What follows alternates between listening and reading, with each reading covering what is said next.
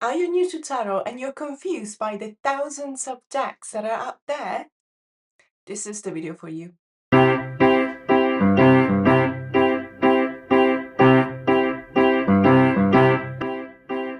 everyone, it's Silvia. Welcome back to my channel. Today we're going to talk about my choice for the top 10 mass market tarot decks for beginners.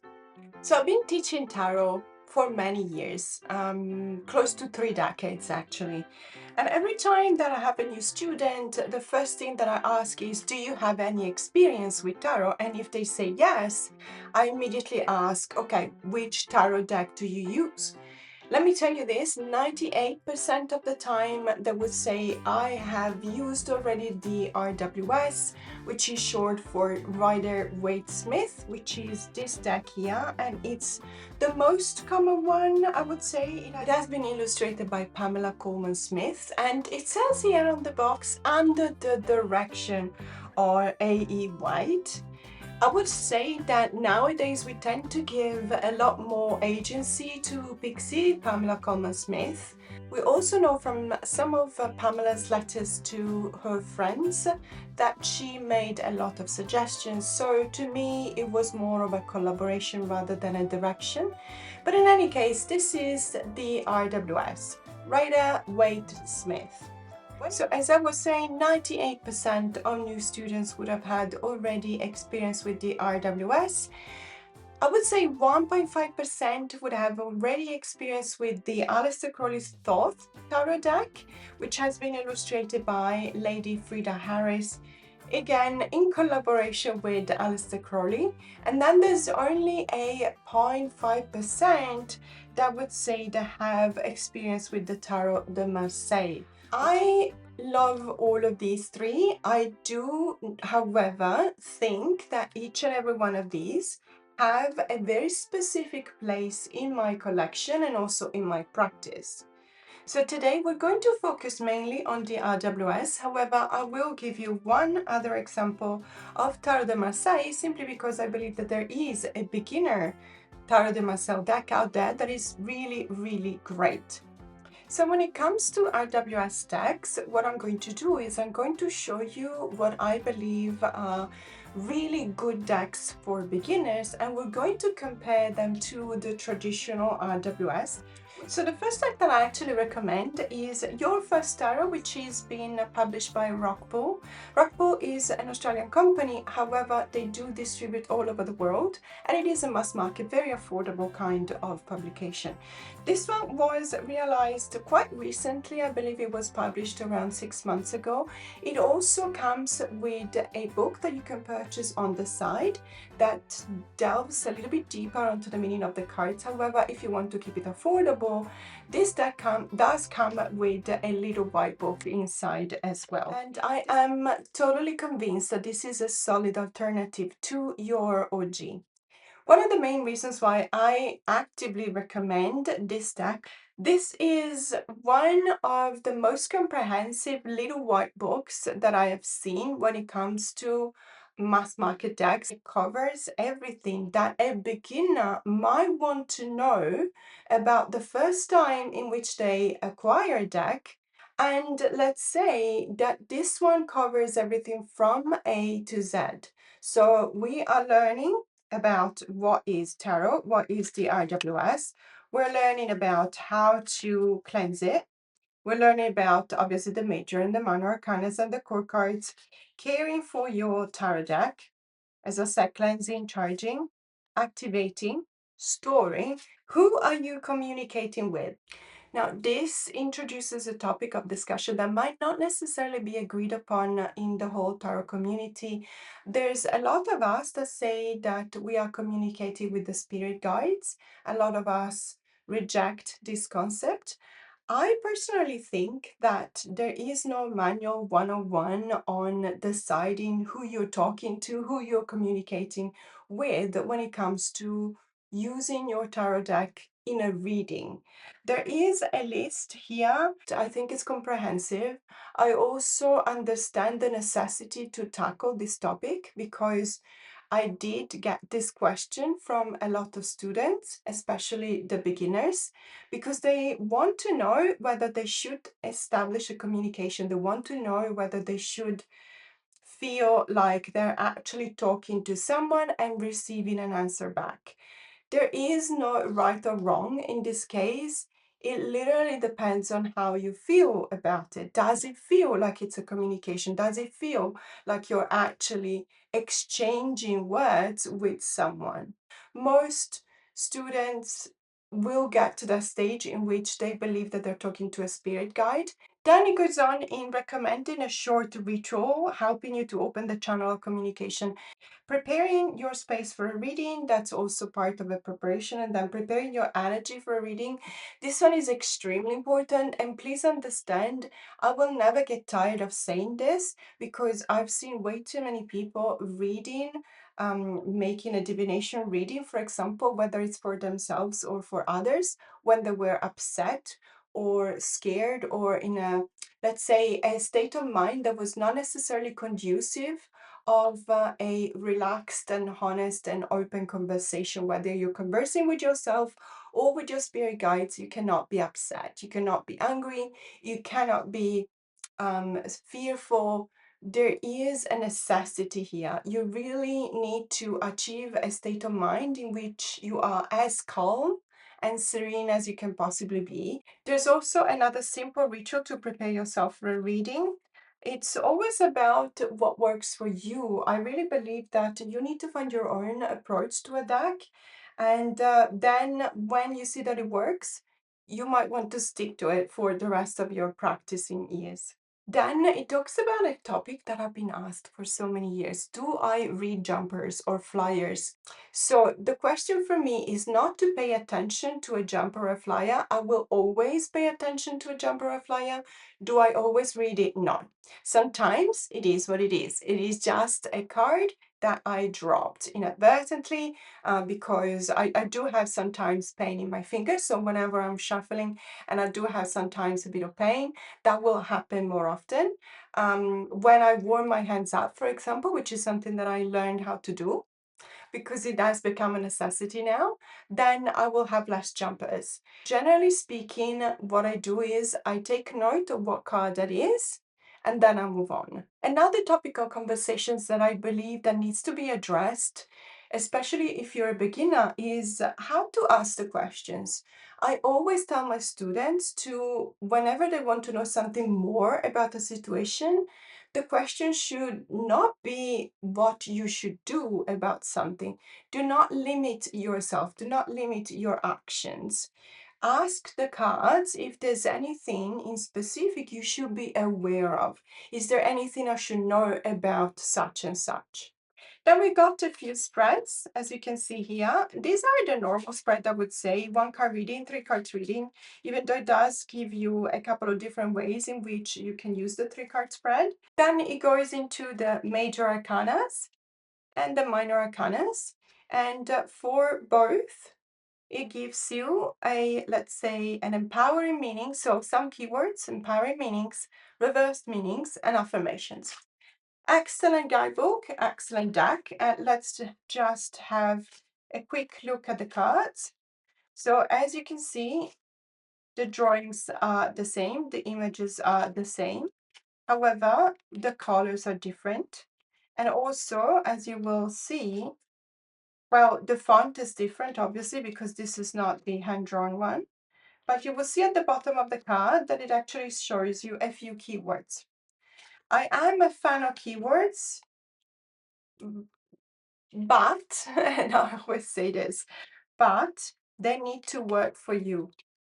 So if, for example, you look at the Hermit here and it says retreat, meditation, inner light, it is very important for a tarot beginner to understand that whatever keywords you are presented with, especially when it's only 3, it is a choice. It's a selection of all of the keywords you can think of when thinking about this card. So if in that particular reading you feel like you need to read this card in a slightly different way with a keyword that will still resonate when we're talking about the Hermit, but it's not mentioned here, then go for it, because these cards cannot possibly know when you use them and how you use them. So what prompts you're using them for.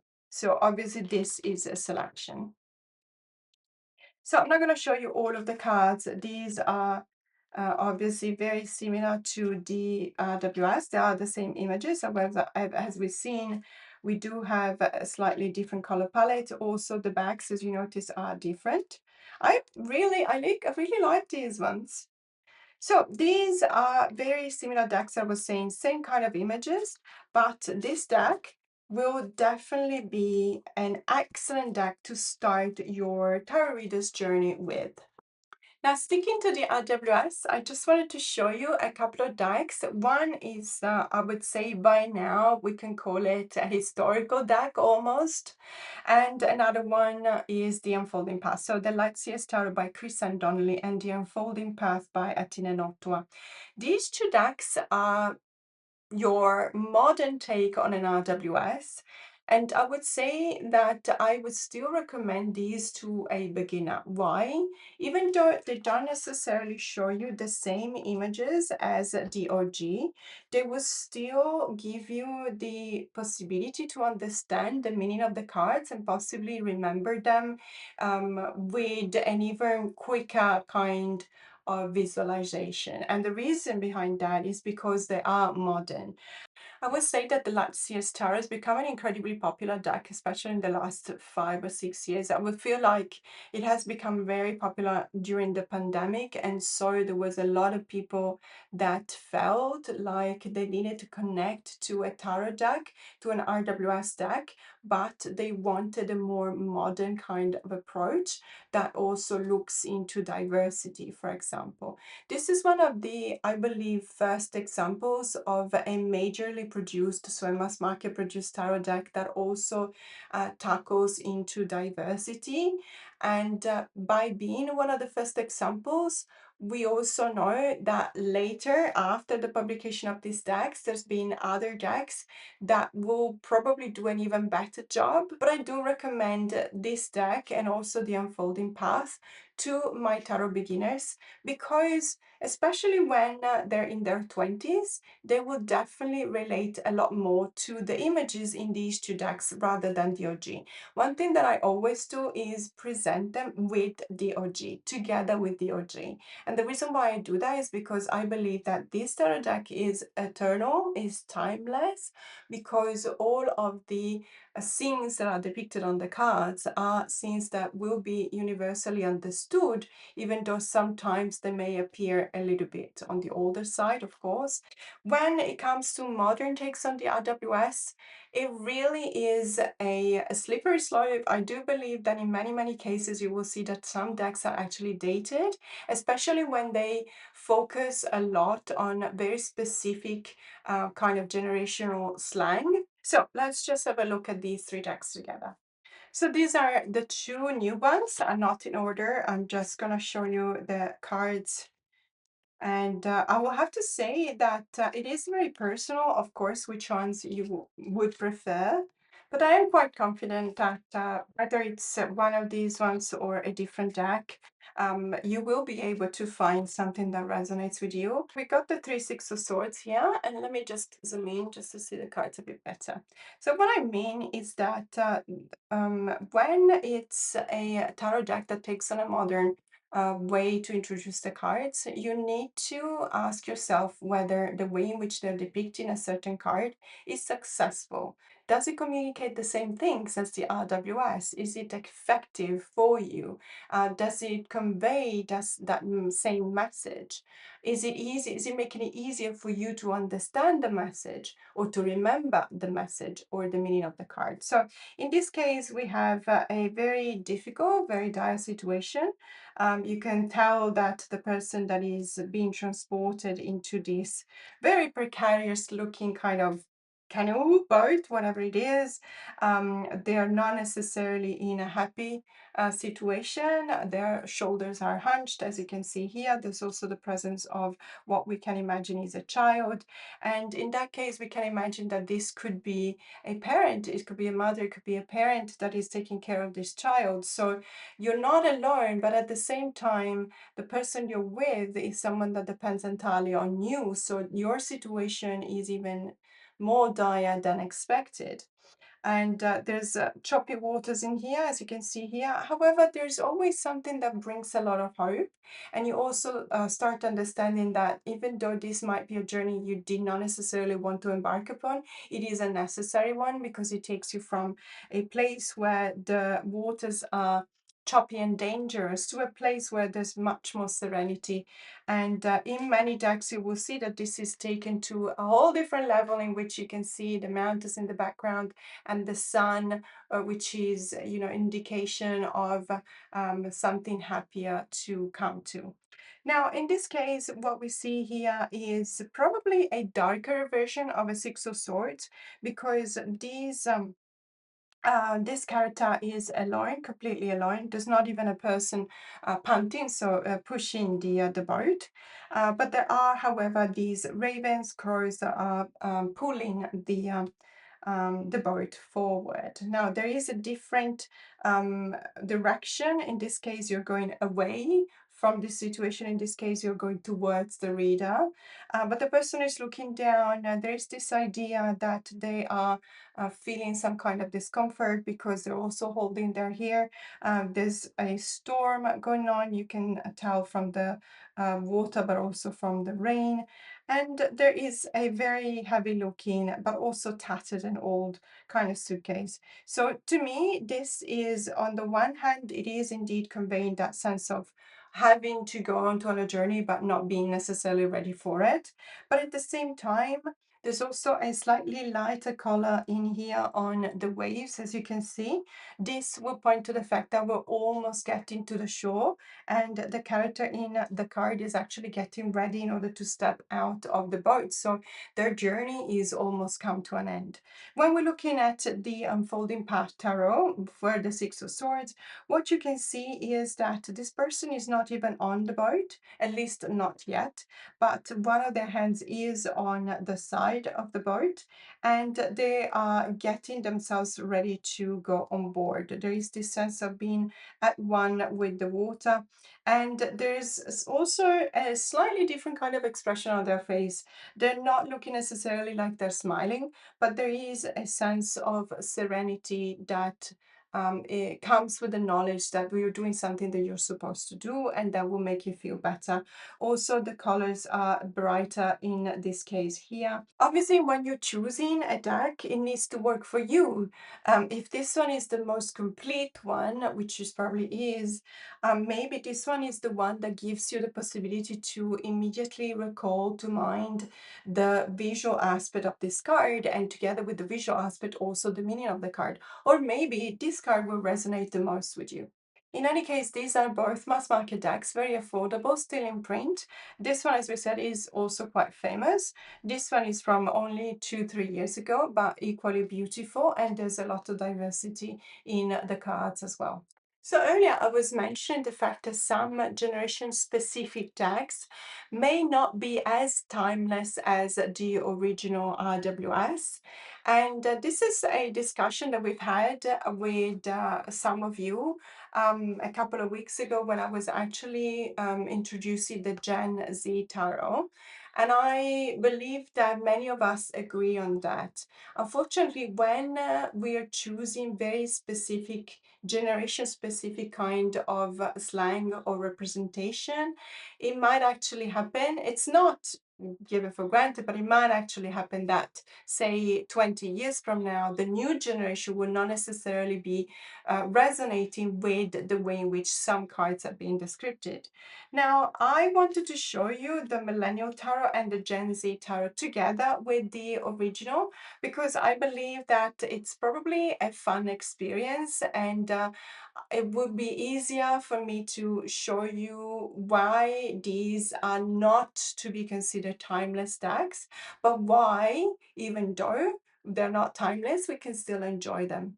Okay, so we've got the Millennial Tarot, the original, and the Gen Z Tarot. I have actually published specific videos in which I was talking about the Millennial Tarot a couple of years ago, and a couple of weeks ago, the Gen Z Tarot. So I'm not going to spend too much time talking about these decks now, but I just wanted to mention them to you because I do believe that if you're still studying with the original RWS and you want an idea on a very specific time-bound, let's say, tarot decks that is resonating in specific because of the words that have been used and the situations depicted, then you can definitely have a look at these two modern decks.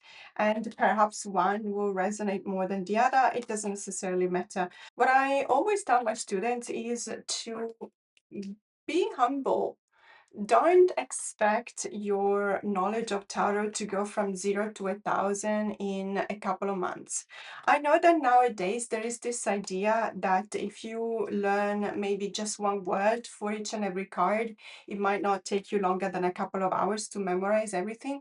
But that is such a limiting approach. I mean, we have these fantastic instruments at our disposal in order to really get in tune with ourselves, with the universe, giving out readings for ourselves, for others, or integrating the use of these decks in our personal practice for personal growth, for example. There's so much work you can do with a tarot deck. You can talk about shadow work, you can talk about healing the inner child's wound, you can talk about meditation, you can talk about journaling. There's a number of things that we can use tarot for. As a matter of fact, there's a lot of therapists that use tarot to talk about things, to give the possibility to a person to express themselves. And maybe sometimes we just look at an image and we do exactly the same thing. We feel this image, we try and understand what kind of emotions this is stemming in, this is generating in within ourselves. And by tackling these emotions and feelings, we are actively doing something to make ourselves feel better, or to at least try and understand where we're coming from. So, as I was saying, these are very interesting approaches to the cards. And if you want to see more, then you just have to look for these videos in my channel or in other channels. I'm sure that there's a lot of people talking about these decks. Another two decks I recommend if you want to go a little bit deeper into your knowledge of tarot. They are still what I would consider beginner's decks. This is the Waite Tarot, and this is the Before Tarot. Now, this one would look, if you have this deck, it might look a little bit different. This is simply because this is what they were giving out with the Total Tarot magazine issues that I was a subscriber for a couple of years. And I'm very grateful because these ones came with just a deck like this in a box, but then you had the magazines that were actually going a lot deeper than your typical other little white book when it was talking about the cards. And this is the Waite Tarot, which is a publication by US Games, I believe, yes, from a couple of years ago. I was shocked by how great this deck is for me, how much it resonates. And the reason why I got it in the first place was because it was on a massive discount on an online retailer. It costed me something around 15 Australian dollars, which is much less than the cost of a pizza here in Sydney. And so I just decided to give it a go. And I was very, very pleasantly surprised. So let's have a look at these decks. So whilst the Wayseekers Tarot present you with rather pippish kind of cards when it comes to the minors, but it still presents you with all of the symbols that are very useful for you to remind yourself of the meaning of the card. Such in this case, for example, we got the Four of Wands.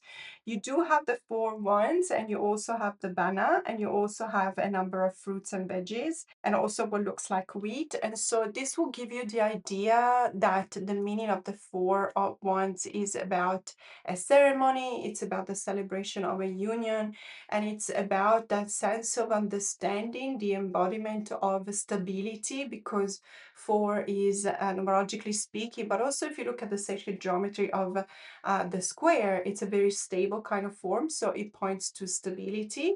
And so that is one of the reasons why you can approach this deck not necessarily as your first deck, but I would say that nowadays, what I notice in my students is that they're actually a lot more intuitive than I thought they would be.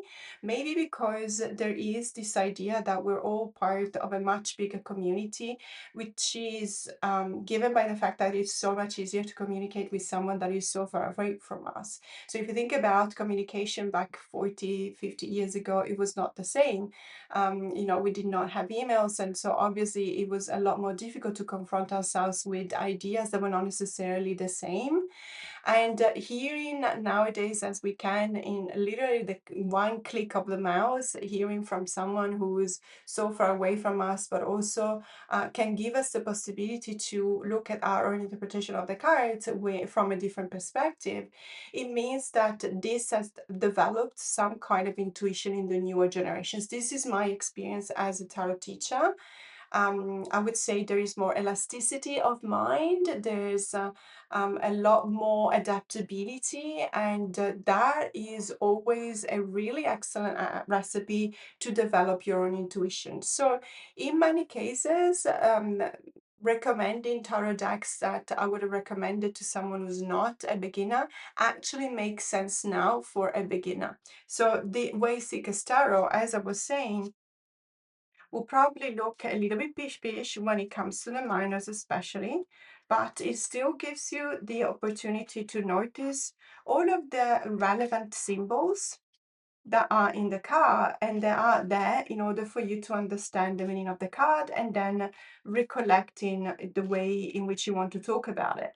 So it's also visually a really beautiful deck. It does have some kind of a ancient Greek kind of vibes to it, I would say. Very classic. Very, very beautiful, as you can see also in here. This is a deck that has got one of my favorite devil cards of all times. So this is the devil card. This devil card has become quite a stalker of mine in the past probably 12 months.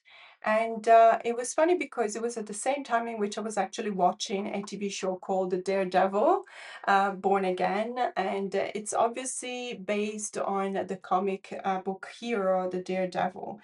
Now, at that time, I remember thinking that this card could have been literally used by the producers of the show in their merch, for example, because it does show you a skyline which could be pointing to New York, and it does show you this very muscular, very strong, very red kind of character that is depicting the devil, and the way in which it's looking to away from you, but towards this skyline, and using this really strong power woven with their hands. It also gives you the idea that there is this power over the city itself, which is one of the, let's say, main thematics of the Daredevil Born Again TV show.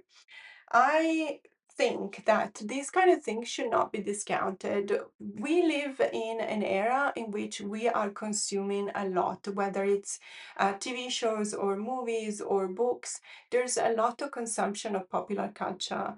I am not expecting all the tarot decks to follow up on this representation, but it cannot be discounted. It is something that we are exposed to on a daily basis, and in many, many cases for even up to an hour, sometimes even more than an hour per day. So it is quite obvious that when we look at the card, the first thing that comes to mind is a reference to this kind of pop culture that we are exposed to. It doesn't necessarily vary concerning our ages. We could be in our 70s and still consume a lot of popular culture, or we can be in our teens or our 20s and maybe not consume the same type of popular culture, but we're still, thanks to the fact that obviously internet is just one mouse click away, we are still exposed to so much that there is out there into the world. And so when tarot needs to make a decision, it needs to understand whether it wants to stay original at the RWS or it wants to take into consideration all of this popular culture that is surrounding us. I think that even when it does take that into consideration, there's a number of things that you need to be aware of. And as I was saying earlier, some of these things will not be relevant in 10, 20, 50 years. However, they do respond to a certain need. And so for me, being able to remind myself of the way in which I perceive the devil and making the parallel with the TV show is actually quite enjoyable. The before tarot, on the other hand, is slightly different. So the approach of this deck is to show you the scene of everything that was happening before the snapshot of the present original RWS was taken. So we have an example here. This is the Four of Cups in the original, and we see this character is sitting by the tree and they're crossing their arms in some kind of a rejection of everything that is on offer in front of them. And as a matter of fact, this is the Four of Cups, so obviously it's referring to the suit of feelings, the suit of cups, referring to the alchemical element of water, so all of our emotions, all of our feelings. And the four is a very stable form, like we've seen earlier. So the combination of the two will point to the fact that we are going through a moment in which we are not necessarily decisive in our choices because nothing really appeals to us. We feel almost as if we were paralyzed in as a consequence of an overwhelm of feeling. So we're kind of not moving anymore. There is no fluidity within ourselves, and we cannot bring ourselves to just unlock this crossing of our arms across our chest in order to reach out to other, expand ourselves, and pick and pick our choice. So this is a really specific card, but the before tarot will actually give you the possibility to look at it in a slightly different way from a different perspective. So this is whatever happened before the moment was immortalized in this card. So this person is depicted actually drinking from the cup. So what we see here is an idea of this Four of Cups that is slightly different. It's not like we're paralyzed and we cannot make a choice.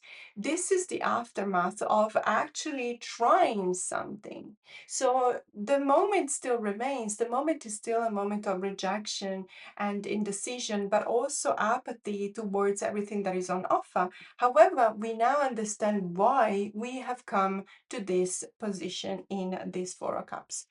As such, I believe that this is a very interesting deck. It might not be for everyone, but if you are, as I was saying earlier, if you are a beginner at tarot and you have your original RWS, you have a couple of modern takes on the RWS, you also may have an indie deck, for example, and you want to have a deck that gives you the possibility to look at the cards in a slightly different way, or also that gives you the possibility to understand the reason why we may find ourselves in a certain position, then the Before Tarot definitely offers that. I also know that there's a couple of other decks that are related to the same concept. Just as we have the Before Tarot, there's also a tarot deck called the After Tarot, which, as you can guess, shows you the exact same scene but a moment after the snapshot has been taken for the RWS.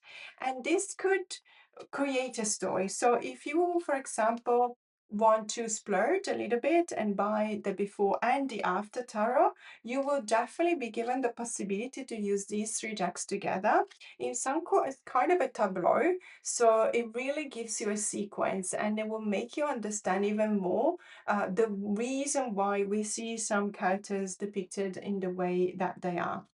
But now it's the time to look at the Marseille system. So obviously, as the name says, it's a French tarot deck.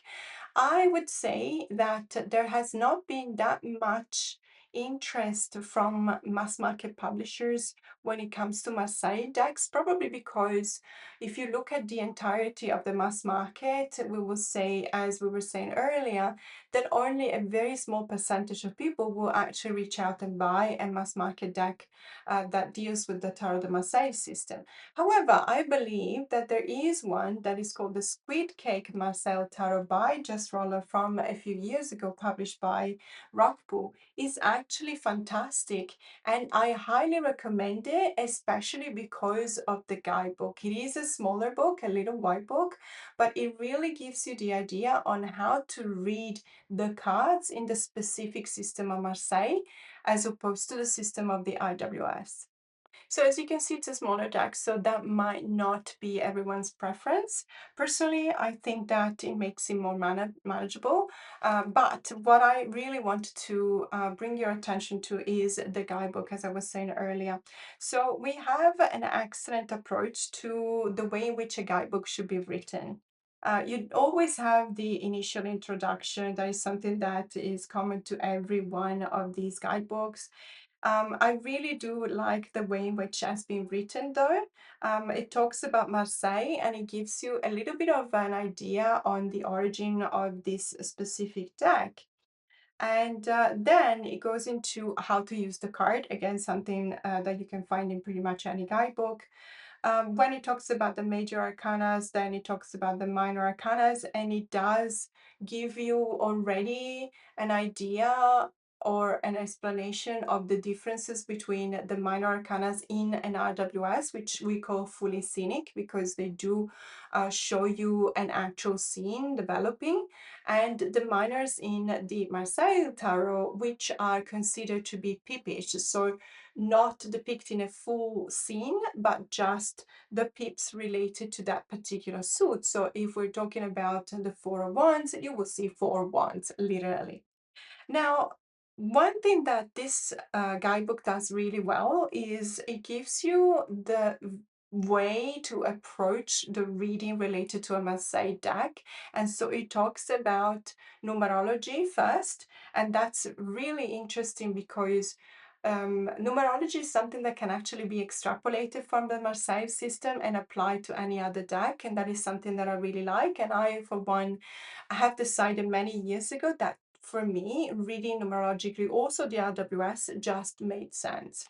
So we see, for example, the ace referring to beginnings, a small amount, 2, duality exchanges, 3, about growth, 4, stability, security, 5, disruption, and so on and so forth. And then it also talks about the differences in the minors. And I was saying wands earlier, but in the Marseille is actually called baton. So you will see that it offers you the possibility to look at the seeds and the minors and already have an idea on what the general meaning of all the cards will be. So when we're looking at batons, for example, we're talking about work and building. Cups are for emotions and relationships, swords are for conflict and cutting, and coins are for money or physical matters. And then it offers you a couple of spreads. To be honest with you, when I use, let me think, I use Marseille, especially with 2 spreads. So I use it with the 3-card spread and a composition of the 3-card spreads, which is the 9-card spreads, as I was telling you earlier. The 3 main ones, and then the 3 on top are referring to what hinders, so what is against us. And the bottom 3 ones are referring to what helps the situation. I don't know whether there's a lot to be said about spreads that you can use with Marseille. Marseille is very important to notice, will give you, especially when it's showing you the majors and the core cards, it will give you the possibility to read with directionality, which is something that can again be extrapolated just as reading with numbers. It can be extrapolated from Marseille system and applied to all the other systems as well. It actually gives you very insightful readings. And in order to use the rationality, obviously you need a rather complex spread. Open reading, one of the most beautiful ways to read the tarot marseille is to use an open reading method, whereby you release the fixed card meanings and see how the cards play and interact with one another, just as they are on the table. Working with an open reading is a great way to free things up and allow your mind to go with the flow. Do you understand that in this case, you open yourself up to not just a beginner's approach to tarot, but it starts from a beginner's approach, and it also gives you the possibility to have a taste of what it would be to read tarot on an intermediate level. This is really interesting, and I believe that because it deals with peepish minors, it's actually slightly easier to be done with the Marseille deck rather than with an RWS deck. It says here, you can look for repeating patterns, often called rhymes, within the cards. Rhymes are associations, basically.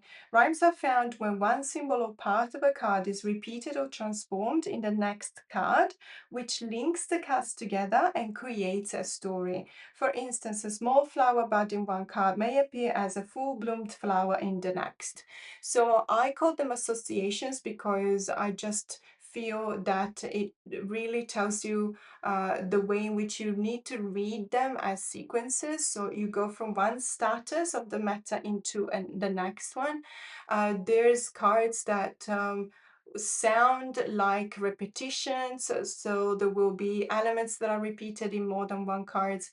There will be not just repetitions, but as it says here, there will be a sequence. So from a small bud, the initial state of a flower, into a full bloom flower. So you see the way in which there is this evolution between the two cards.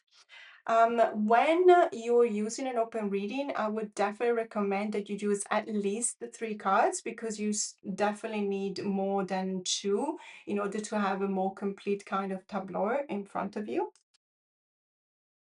Then it goes into the major and the minor's arcana.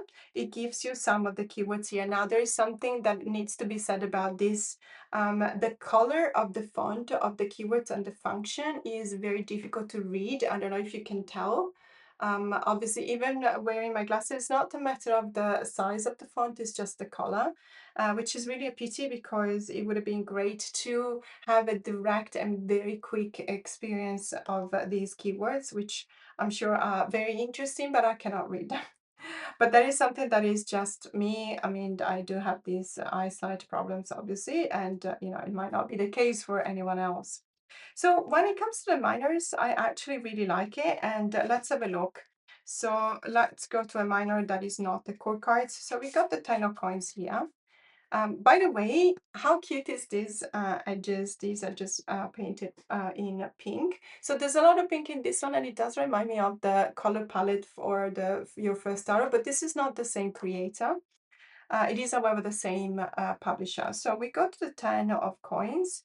So we got cups, we got swords, and then we got coins, and we go to the 10. And here we are. So when I read what it says here, you will see why it really helps you understand the card more, rather than just relying on, for example, numerology.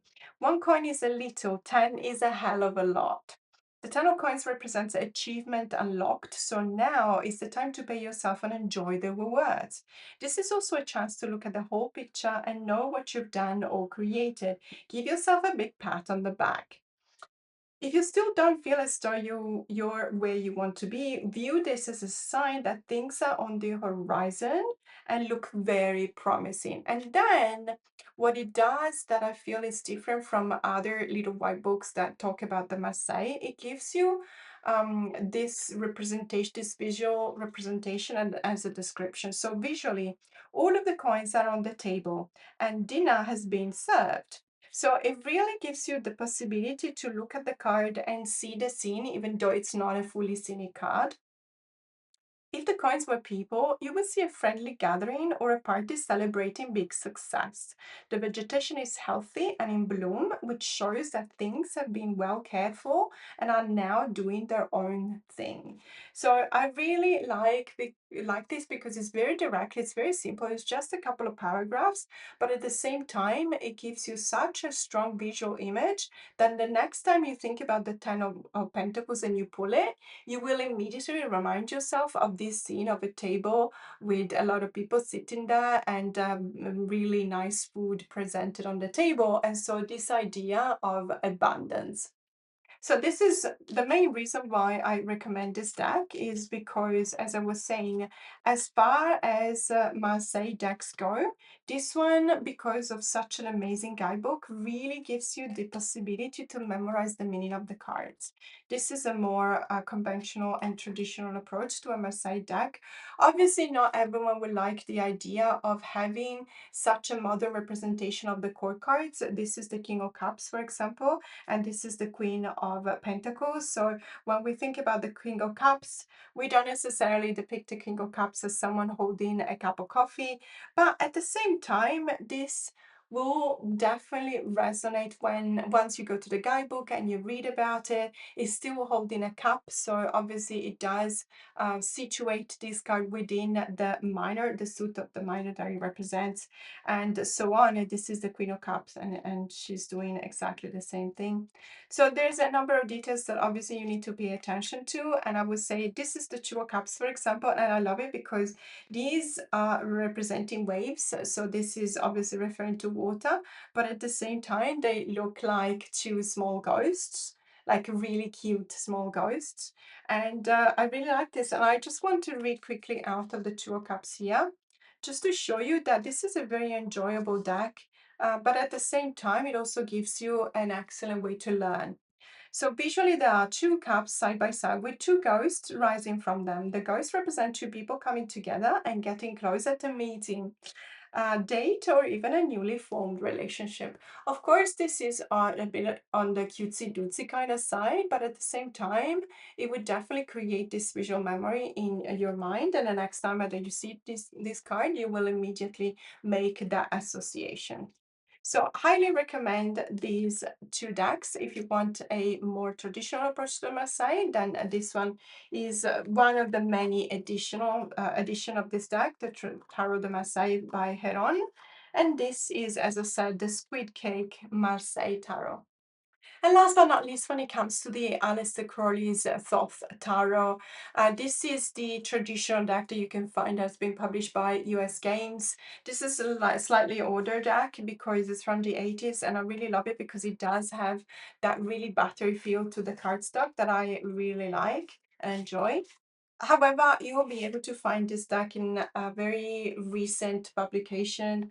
I believe that they keep on printing these ones because there's obviously a lot of demand for this deck. This is also on the larger kind of size, but you will find that it's very easy to find a smaller one if it's easier for you to handle the cards.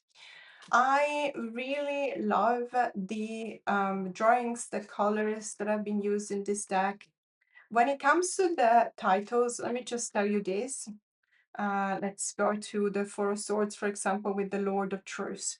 I've talked about this before, especially because with my members, I believe a couple of years ago, I've done the deck and walk. So the deck and walk is basically associating astrology with tarot, but in specific, the Thoth tarot is the one that best goes for a deck and walk.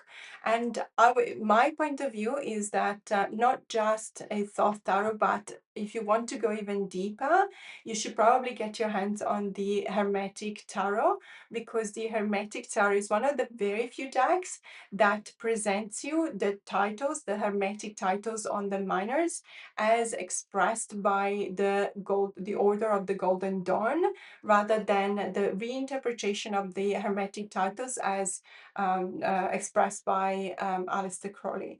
I do believe that Crowley had the intention of diffusing the message and making it so that it was easier, slightly easier to understand for the masses, rather than the Golden Dawn, which was targeting just a small group of initiates. However, when doing this kind of translation or reinterpretation of the Hermetic titles on the cards, I believe that Aleister Crowley, in some cases, is perfect because it really gives you a spot-on title that resonates. But in some cases, unfortunately, is slightly off the meaning.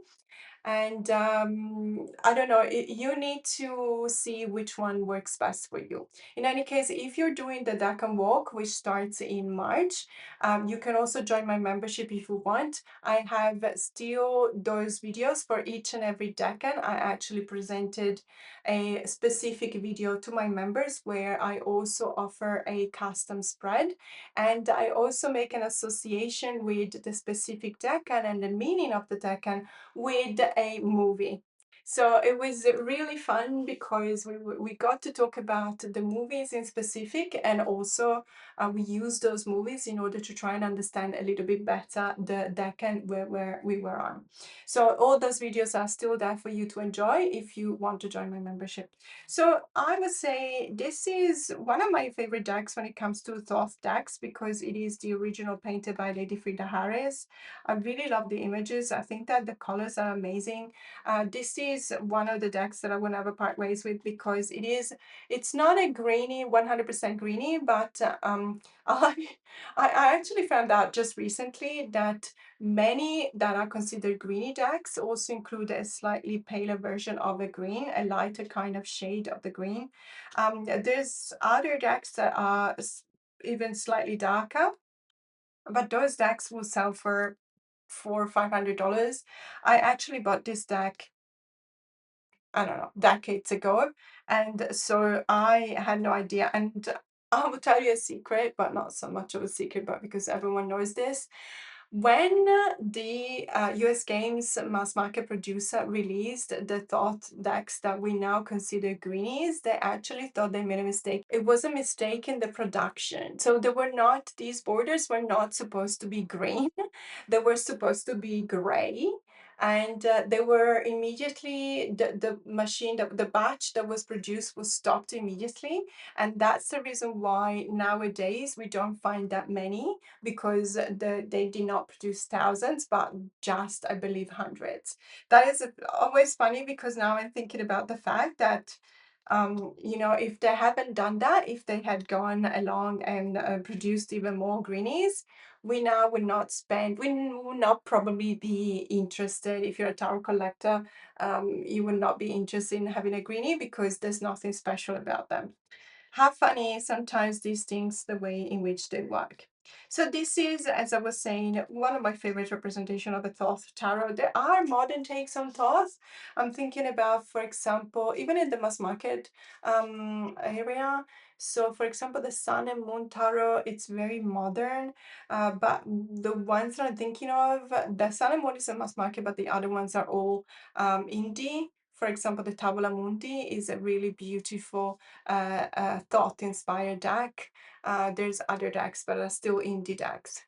In any case, what do you think about the decks that I've recommended today? As I was saying, you need to find a deck that resonates for you, because it needs to help you understanding how to approach tarot. And so obviously these decks might not be for you, but I will always recommend the original RWS if you are going to study the RWS system, and also the original Marseille or the original Thoth if you are more interested in these different systems. One of the things that I always say at this point is, please understand that you should never listen to what others tell you to do. It's always about what works best for you. If you feel like the Gen Z tarot or the Millennial tarot really resonates for you, then by all means go for it. Because at the end of the day, we are the ones that need to be responsible for our own learning. I am a teacher, but I always tell my students that I need to empower them by giving them the responsibility to approach tarot. Tarot is a fantastic way way to approach yourself, to talk to yourself, to talk to others, to create meaningful bonds in the tarot community.